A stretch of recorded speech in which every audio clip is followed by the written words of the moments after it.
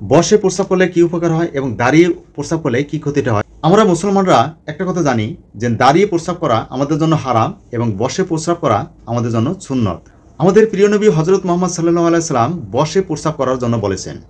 আর সেই বসে প্রস্রাব করার বলা থেকেই আমাদের বসে প্রস্রাব করা সুন্নত হয়ে গেছে। মহানবী সাল্লাল্লাহু আলাইহি সাল্লাম মানব জাতির জন্য যে দিক নির্দেশনাগুলো দিয়েছিলেন সবই মানব জাতির মঙ্গলের জন্যই দিয়ে গিয়েছিলেন। বর্তমান আধুনিক বিজ্ঞান গবেষণা করে দেখছে যদি বসে প্রস্রাব করা হয় সেই ক্ষেত্রে আমাদের যে প্রস্রাবের থলিতে যেই বজ্র পদার্থ থাকে সেই বজ্র পদার্থ সম্পূর্ণরূপে ক্লিয়ার হয়ে থাকে।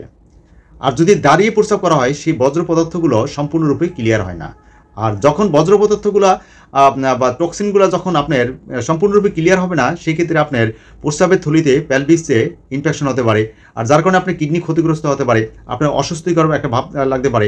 আপনি যদি দাঁড়িয়ে প্রস্রাব করেন সেক্ষেত্রে আপনার প্রস্রাবের বেগ কমে যেতে পারে, তারপরে ঘন ঘন প্রস্রাবে ইনফেকশনজনিত সমস্যা হতে পারে। আর যদি আপনি বসে প্রস্রাব করেন তাহলে এই ধরনের কোনো সমস্যা হওয়ার সম্ভাবনা থাকবে না। বসে প্রস্রাব করলে কি উপকার হয় এবং দাঁড়িয়ে প্রস্রাব করলে কি ক্ষতিটা হয় সেটা আপনাদেরকে বুঝিয়ে বলি। যখন আপনি বসে প্রস্রাব করবেন তখন দুই রান আপনার মূত্রথলিতে চাপ প্রয়োগ করবে। আর যখন মূত্রথলিতে চাপ প্রয়োগ করবে তখন পুরো মূত্র আপনার শরীর থেকে বের হয়ে যাবে। আর যদি আপনি দাঁড়িয়ে প্রস্রাব করেন সেক্ষেত্রে আপনি মূত্রথলিতে সম্পূর্ণরূপে চাপ প্রয়োগ করে না, যার কারণে সম্পূর্ণ প্রস্রাব আপনার শরীর থেকে বের হবে না। আর যখন সম্পূর্ণ প্রস্রাব আপনার শরীর থেকে বের হবে না তখন আপনার মূত্রথলিতে জীবাণু থেকে যাবে। আর জীবাণু থেকে যাওয়া মানে কি আপনার কিডনি নষ্ট হতে থাকবে বা মূত্রথলিতে ইনফেকশনের পরিমাণ বেড়ে যেতে পারে। আর যদি বসে প্রস্রাব করেন তখন আপনার মূত্রথলিতে কোনো জীবাণু থাকবে না, যার কারণে ইনফেকশনের পরিমাণটা আপনার কমে যাবে, অর্থাৎ ইনফেকশন না হওয়ার সম্ভাবনা থাকবে। অর্থাৎ বসে প্রস্রাব করলে সম্পূর্ণ জীবাণু আপনার প্রস্রাবের থলি থেকে বের হয়ে যাবে। আর যদি দাঁড়িয়ে প্রস্রাব করেন সেক্ষেত্রে আপনার প্রস্রাবের থলিতে জীবাণু থেকে যাবে।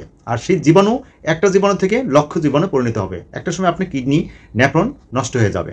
তাই বসে প্রস্রাব করা এজন্যই মহানবী সাল্লাল্লাহু আলাইহি ওয়াসাল্লাম আমাদের জন্য দিক নির্দেশনা দিয়েছিলেন। তাই আধুনিক বিজ্ঞান প্রমাণ করে দিল যে মহানবী সাল্লাল্লাহু আলাইহি ওয়াসাল্লাম মানব জাতির জন্য যা কিছু বলেছেন সবই মানব জাতির মঙ্গলের জন্যই বলেছিলেন। বসে প্রস্রাব করলে কি উপকার হয় এবং দাঁড়িয়ে প্রস্রাব করলে কি ক্ষতিটা হয়? আমরা মুসলমানরা একটা কথা জানি যে দাঁড়িয়ে প্রস্রাব করা আমাদের জন্য হারাম এবং বসে প্রস্রাব করা আমাদের জন্য সুন্নত। আমাদের প্রিয় নবী হযরত মুহাম্মদ সাল্লাল্লাহু আলাইহি সাল্লাম বসে প্রস্রাব করার জন্য বলেছেন। আর সেই বসে প্রস্রাব করার বলা থেকেই আমাদের বসে প্রস্রাব করা সুন্নত হয়ে গেছে। মহানবী সাল্লাল্লাহু আলাইহি সাল্লাম মানব জাতির জন্য যে দিক নির্দেশনাগুলো দিয়েছিলেন সবই মানব জাতির মঙ্গলের জন্যই দিয়ে গিয়েছিলেন। বর্তমান আধুনিক বিজ্ঞান গবেষণা করে দেখছে যদি বসে প্রস্রাব করা হয় সেই ক্ষেত্রে আমাদের যে প্রস্রাবের থলিতে যেই বজ্র পদার্থ থাকে সেই বজ্র পদার্থ সম্পূর্ণরূপে ক্লিয়ার হয়ে থাকে। আর যদি দাঁড়িয়ে প্রস্রাব করা হয় সেই বজ্র পদার্থগুলো সম্পূর্ণরূপে ক্লিয়ার হয় না। আর যখন বজ্র পদার্থগুলো বা টক্সিনগুলো যখন আপনার সম্পূর্ণরূপে ক্লিয়ার হবে না সেই ক্ষেত্রে আপনার প্রস্রাবের থলিতে প্যালভিসে ইনফেকশন হতে পারে। আর যার কারণে আপনার কিডনি ক্ষতিগ্রস্ত হতে পারে, আপনার অস্বস্তিকর একটা ভাব লাগতে পারে।